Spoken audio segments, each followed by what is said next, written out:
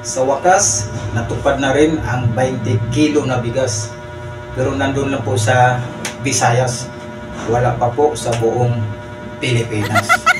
Kaya sabi ko naman sa inyo noon na yung pangarap na yan ay matutupad yan. At ngayon na nga, natupad na, no? Pero nandun lang sa Visayas. Tama lang naman yun na doon muna ang unahin dahil napakahirap ng buhay doon, no? Dahil ako taga Visayas din ako. Pero talaga lumuwas ako sa Manila dahil napakahirap talaga ng buhay doon, no? At sana naman balang araw, no, ay buong Pilipinas na ang bigas na tag-20, no?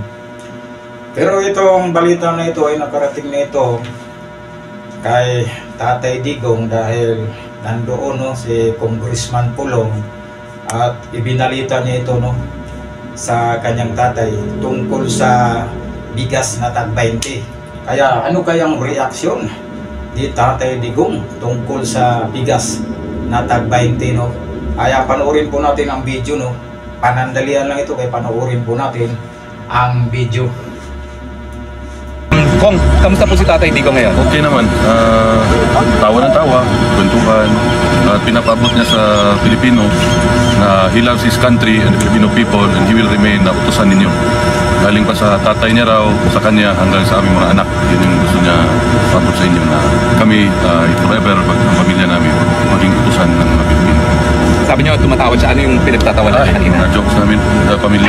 Okay, okay. Ano ho, may mga special request ba siya? Or?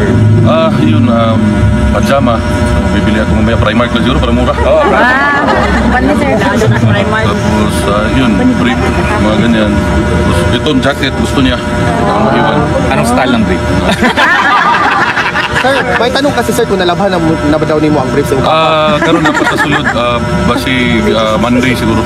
Depende sa mga security katabang magpuglabas sa iyan. Itong mga dot security, yes, tulong sa kanya, ha?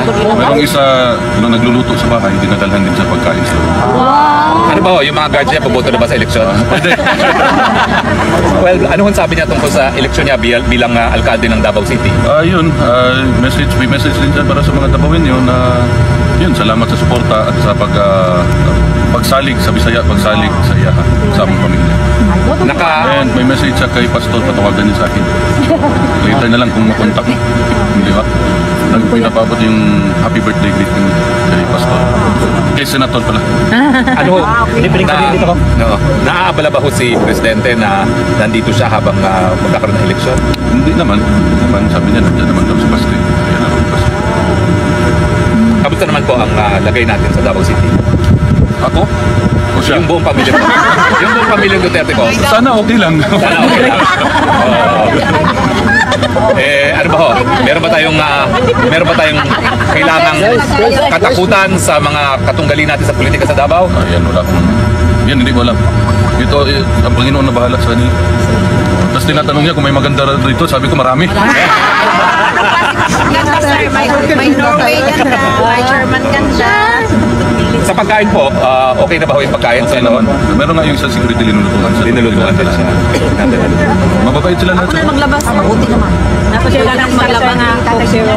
Padala lang namin. Ngayon, nasa ano siya? Nasa medical. Sir, may nalaman ba ni Tatay Digong sir na may 20 pesos rice na daw ngayon? Akong istoryahan. Tawa naman po. Tumawa. Sabi ko, legalize vote buying. Okay. Correct yun. At yun na nga, nalaman na ni dating Pangulong Duterte ang 20 kilo na bigas. At yun, sabi ni Congressman Pulong ay tumawa lang daw si dating Pangulong Rodrigo Duterte. Okay, no, maraming salamat, no, sa tag 20 na kilo na bigas dahil talagang inuuna doon sa Visayas, no, dahil napakahirap talaga ng buhay doon. Okay, maraming salamat at dapat sa mga susunod na araw ay buong Pilipinas ang tag 20 na bigas.